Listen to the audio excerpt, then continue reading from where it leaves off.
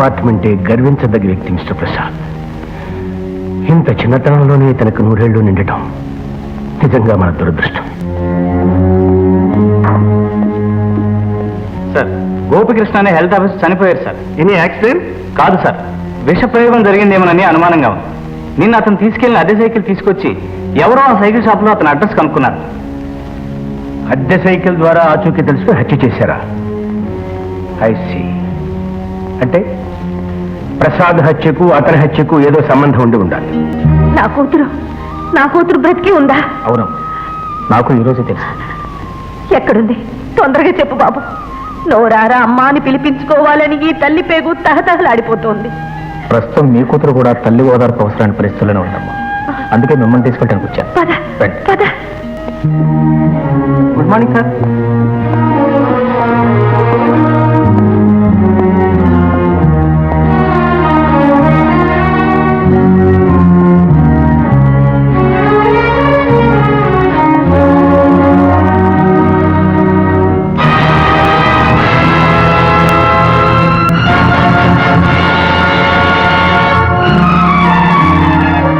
ఇతను శానిటరీ ఇన్స్పెక్టరా? అవును sir. Are you sure? Sure sir. పేరు? గోపికృష్ణ సార్. ఎన్నాళ్ళ నుంచి ఇక్కడ పనిచేస్తున్నాడు? 7 నెలల నుంచి సార్.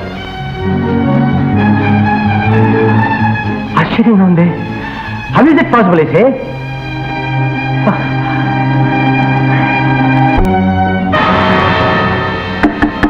ఇక్కడ బుజ్జి ఎవరు? ఎందుకండి? శానిటరీ ఇన్స్పెక్టర్ గోపికృష్ణకు విషం కలిపిన కాఫీ ఇచ్చిన నేరానికి ఆమెను అరెస్ట్ చేయాలి. ఏమిటి కదండి, బుజ్జి కాఫీలో విషం కలిపిందా? ఒక్కసారి అది చూడండి. పెళ్లి కాకపోయినా ప్రేమించిన వ్యక్తి చచ్చిపోయాడనే బాధతో బొట్టు తుడి చేసుకుని కుమిలిపోతుంది నా చెల్లెలు. అలాంటి నా చెల్లెలు విషం కలపగలదా? మీరే ఆలోచన చెప్పండి. ఆ కాఫీ మీ చెల్లె ఇచ్చింది అనడానికి బలమైన సాక్ష్యాధారాలు ఉన్నాయి మిస్టర్.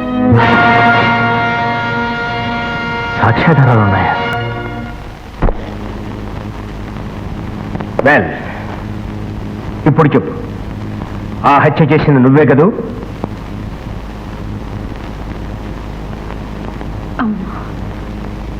నేనే చేశాను.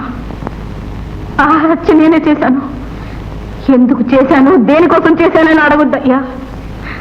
నా గోపయ్య నేనే పొట్టను పెట్టుకున్నాను. నా చేతులారా నేనే చంపుకున్నాను. అబద్ధం. ఆ మాటలు నమ్మకండి. మతిస్థిమితం లేక అమ్మ అలా మాట్లాడుతుంది. నాకు తెలుసు, నా చెల్లెలకి ఏ పాపం తెలియదని. అమ్మ బుజ్జి, నీ గోపయ్యకు నిజం న్యాయం రెండు కళ్ళమ్మా. అతని మీద ప్రమాణం చేసి నిజం చెప్పమ్మా. అమ్మా, నువ్వు హత్య చేయలేదు కదా? చెప్పమ్మా. బుజ్జి, అబద్ధం చెప్పి ఒక హంతకుడు ఈ లోకంలో విచ్చలవిడిగా తిరిగే అవకాశం. చెప్పు, నిజం చెప్పమ్మా. బుజ్జి. అలా అనుకోవటమే పొరపాటు. చట్టాన్ని కాపాడాలన్నా, ధర్మం 4 పాదాల మీద నడవాలన్నా కోర్టుకి, పోలీసులకి ప్రజలు సహాయపడాలి. ఇవాళ ఎవరినో హత్య చేయడం చూసి నేను ఊరుకుంటే రేపు నేను హత్య చేయబడ్డా అంతే జరుగుతుంది. ఏంటా మాటలు? చెప్తానన్నా, నిజం చెప్తాను సార్. నిన్న రాత్రి ఎవరో మనిషిని హత్య చేయడం గోపయ్య తన కళ్ళారా చూశాడు. అక్కడి నుంచి తన పర్యటకులు రావడం ఆ హత్య చేసిన వాళ్ళు చూశారట. పొద్దున్నే ఈ విషయం స్టేషన్లో చెప్పాలనుకున్నాడు, కానీ తెల్లారేలోగా తెల్లారిపోయాడు. ఆ కాపీ నేనే పంపాను, కానీ సత్య ప్రమాణకంగా అందులో విషయం కలిపిందని నాకు తెలియదయ్యా. నాకు తెలీదు. కరెక్ట్. నా అనుమానమే నిజమైందన్నమాట. ఈ నిజాన్ని నీ దగ్గర నుంచి రాబట్టాలనేనమ్మా నేను ఇంత క్రూరంగా ప్రవర్తించాను. I'm sorry mister Pratap, I'm very sorry.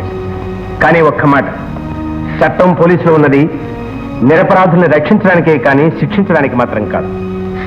All right, ఈ విషయంలో మీరు నాకు నిజం చెప్పారు కాబట్టి నేను కూడా మీకు ఒక నిజం చెప్తాను. అది మీకు శుభవార్త. ఏమిటి సార్? గోపి చనిపోలేదు. నిజంగా?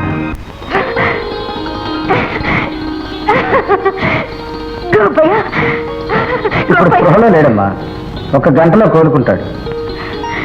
అమ్మా పుచ్చి, నీ ఆవేదననే అమ్మ ఆక్రందన్న ఆ దేవుడు విన్నాడమ్మా. అందుకే నీ దేవుడు నీకు తిరిగి ఇచ్చేశాడు. అమ్మా రాధ, ఇక్కడెక్కడైనా చిటికడ కుంకం దొరుకుతుందేమో చూడమ్మా. నా బిడ్డని ఇలా చూడలేకపోతున్నాను. అలాగేనమ్మా. డాక్టర్, మీరు చేసిన కృషి ఒక శవానికి ప్రాణం పోసింది, ఒక వంశాన్ని నిలబెట్టింది. దీనికి అంతటికీ కారకులు రాజశేఖరం గారు మిస్టర్. చివరి క్షణం దాకా మా వెన్న పెడుతూ ప్రోత్సహిస్తూనే వచ్చారు. ఐఎమ్ వెరీ సారీ సార్, ఏదో ఆవేశంలో. It's all right mister Pratap. అది నీ తప్పు కాదు, నీ వయసు తప్పు. థ్యాంక్స్. రామ్మా, బొట్టు పెట్టు.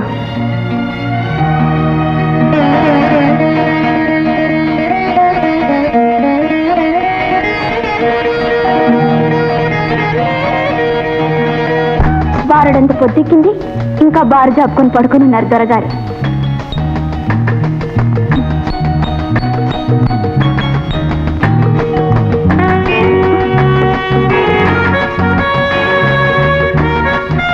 అమ్మ దొంగ. అమ్మ దొంగన కాదు, నీ దొంగనే.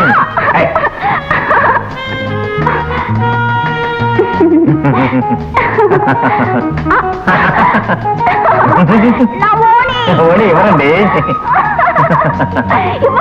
ఎవరండి? ఓణి ఇవ్వండి ప్లీజ్.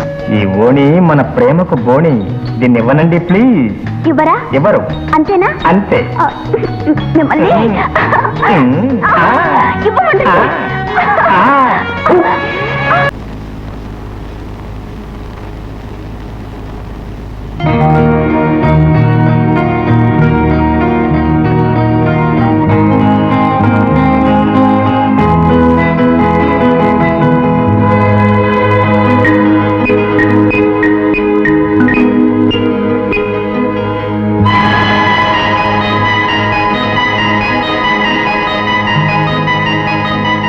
శ్రీరామని నామెంతో రుచిరా, ఎంతో రుచి, ఎంతో రుచి, ఎంతో రుచిరా. అంత రుచిగా ఉంటే రాత్రికి నీకు రామ్మలకాయ కూర వండి పెడతాను గాని కాసేపు అలా అలా ఊకుండా కుదురుగా కూర్చుంటావయ్యా.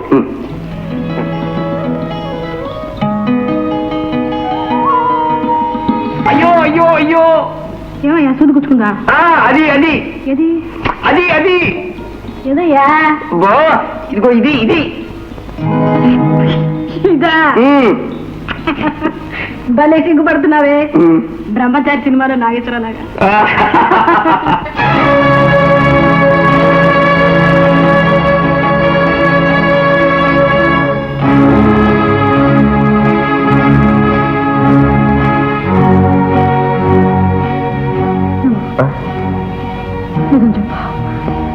ఎవరు నువ్వు?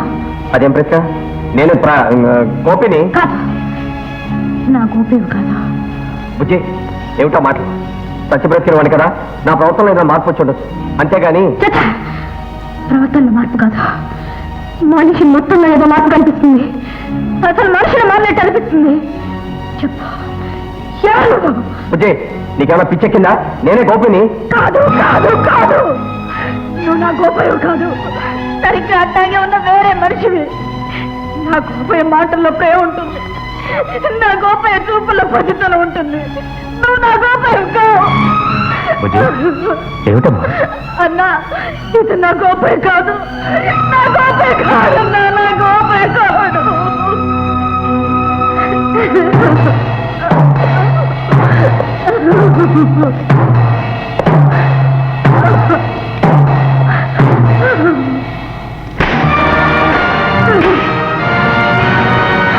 మా గోపి అహింసవాది, ఎవరి మీదకి చెయ్యి తిరగడు.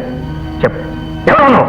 అతను ఎవరైతే మనకే, నా గోపయ్య కానప్పుడు పాపిష్టిదాన్ని నేను ఎవరికైతే దగ్గర అవ్వాలనుకుంటున్నానో వాళ్ళందరూ నాకు దూరం అయిపోతున్నారు.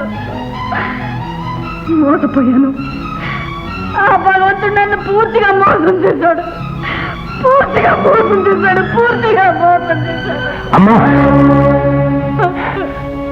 పిడుగు లాంటి వార్త అయినా ఈ స్థితిలో నీకు చెప్పక తప్పదు.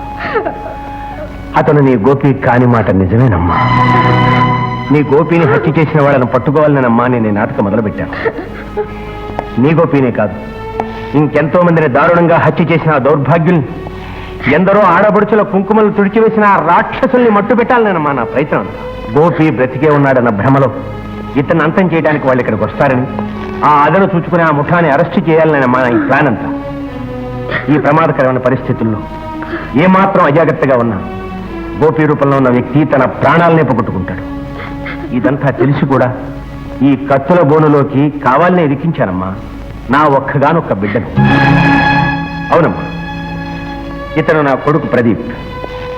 దేశం కోసం తన ప్రాణాలనే లెక్క చేయని ఇలాంటి బిడ్డను కన్నందుకు నేను గర్వపడుతున్నానమ్మా. ఈ పరిస్థితుల్లో నీ చిటికెడు కుంకుమ నా బిడ్డకు శ్రీరామరక్ష అవుతుందమ్మా.